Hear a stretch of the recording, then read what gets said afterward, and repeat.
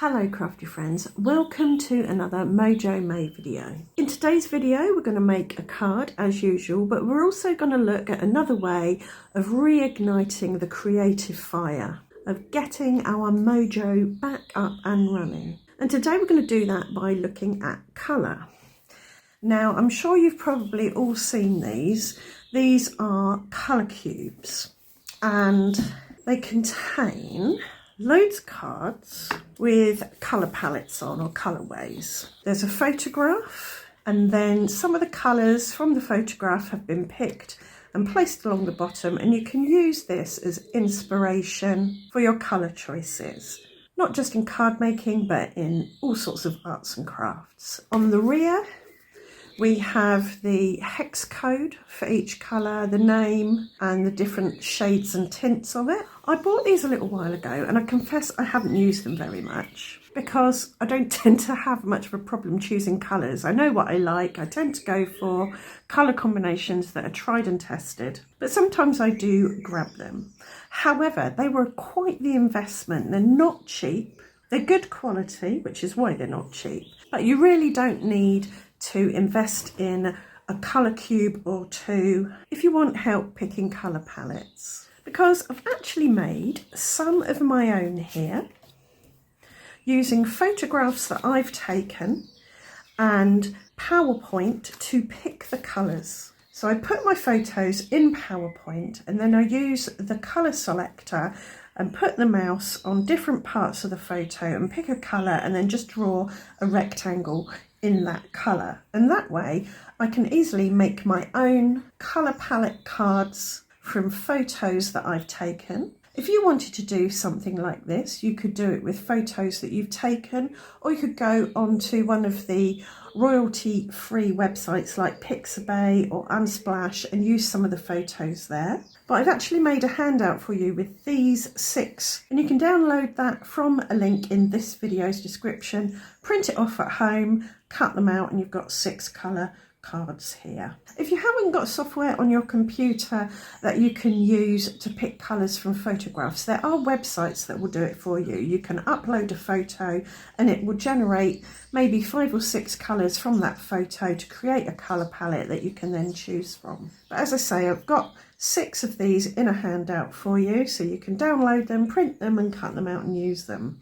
What I've done on the back is I have gone through my colour swatches for my ink pads, my Catherine Pooler ink pads and my Distress Oxide ink pads, and I've matched as closely as I can these 3 colours on the front with the ink pads that I've got. So in my Catherine Poolers I've got Tiara, Sage and Oh Boy, which match these quite nicely.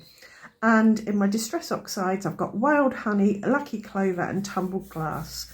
Again, they match quite well. So you can do that. You can print these off and then go through your inks and match these colours as closely as possible to the inks that you have. Write it on the back and then you don't have to think about it in future. On these cards I haven't put lots of different colours. I've just put 3 on each. 3 colours that work well together from the photographs that you can use on something small like a card. When you're working small, you don't need a vast colour palette. 3 colours is normally enough, unless you're, say, working with a rainbow or something. Today, I think I will work with this colour palette. We've got an orangey peach, a sagey green, and a kind of rusty brown colour, nice and warm. And I think I'll go with my Catherine Pooler inks, Clay Mask, Matcha, and Sandcastle. So there are my inks, and in my ink pad box, I just happen to have this stamp set from Wow, and this set of sentiment stamps which came from a recent magazine, I think. So I've got a piece of smooth white card here and I'm putting it in my stamp positioner and holding it in place with some washi, and I've got some solid stamps and I'm feeling a diagonal design coming on. So we'll go from bottom to top with these solid stamps. Let's start with Sandcastle down on the bottom stamp here. Just give it a second go. Then some Clay Mask on the middle one.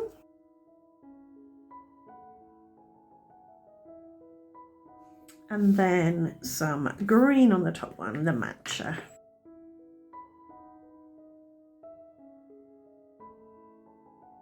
I'm going to do this one 3 times just to build up the intensity to compare with the other two because they're quite dark.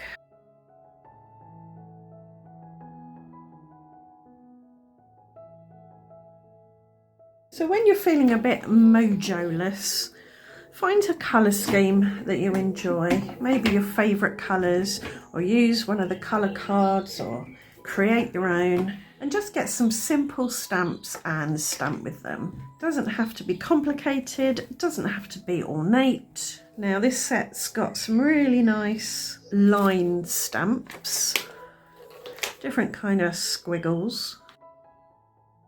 You can use them to connect the blobs.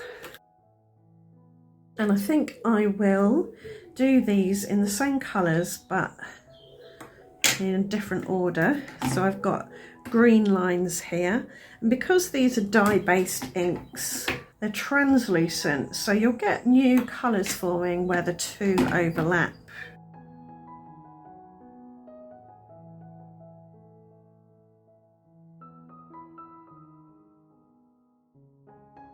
And then down here I'm going to do the clay mask again.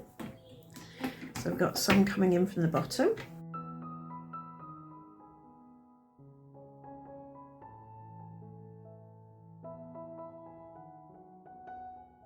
I want to spread out the clay mask a bit more because that's really drawing the eye, which is fine, but I'm going to add these little crosses in clay mask as well, just so there's several more areas of it as well as the little squiggles.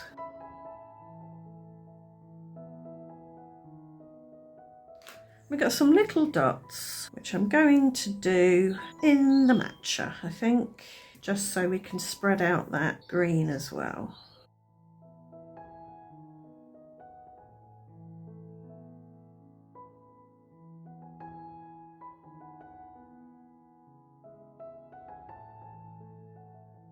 Next I'm going to use this dot marker in grey, or platinum it's called, and add some dots. I've chosen grey because I want a little bit of contrast but not too much. I don't want something too black on there. I'm wondering about maybe a little bit of heat embossing in gold.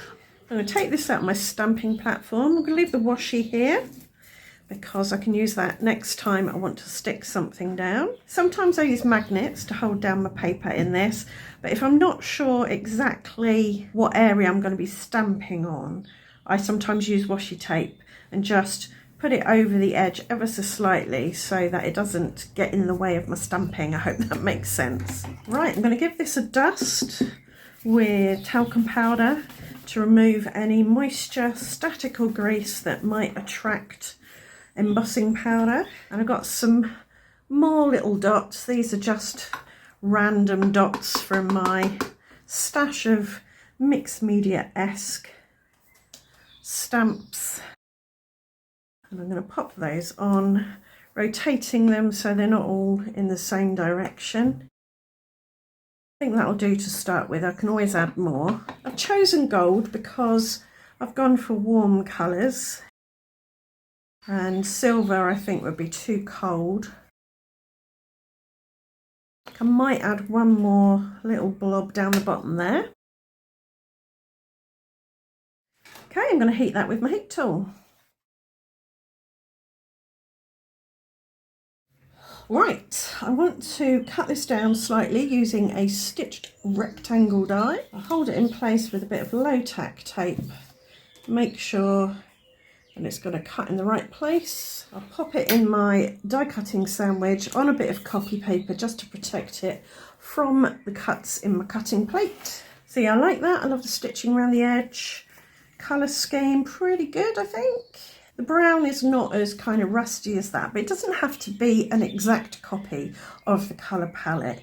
It can be an approximation, and as long as you like the colours together, that's really all that matters. Right, I put some double-sided sticky on the back of there, and now I can add this to my card blank. It's just smooth white card. And now for sentiment. So I've chosen Just a Note from that stamp set I picked earlier. These are silicone stamps. They don't take dye-based inks very well, but they usually work well with something like StazOn or VersaFine. So I'll do that twice just so I've got a spare in case I mess it up when I cut it out. I can always put the spare in my little stash of sentiments. So I've got this die, which is a torn edge rectangle die, and I'm thinking it might just fit over there rather nicely. So I think that works, and it's just about where to put it. I think it looks quite nice there, and I think we'll pop it up on a little bit of thin foam. And there we go. I think I'll put it about a third of the way down, sitting on that line there. You can still see everything happening behind it. Right, I'm umming and ahhing about whether to add any Nouveau drops, but I don't think I will because I think there's plenty going on. Really pleased with the colours, the patterns, just a simple abstract note card. So I hope you've found this video helpful and that you find the handout helpful. And if you'd like to watch the rest of Mojo May's videos, all of the previous ones are in a playlist, which is linked down below. And there'll be plenty more Mojo May to come for the rest of the month, and they will also go in the Mojo May playlist. Thanks for joining me, and I hope to see you back here very soon for another video. Thanks for watching. Bye for now.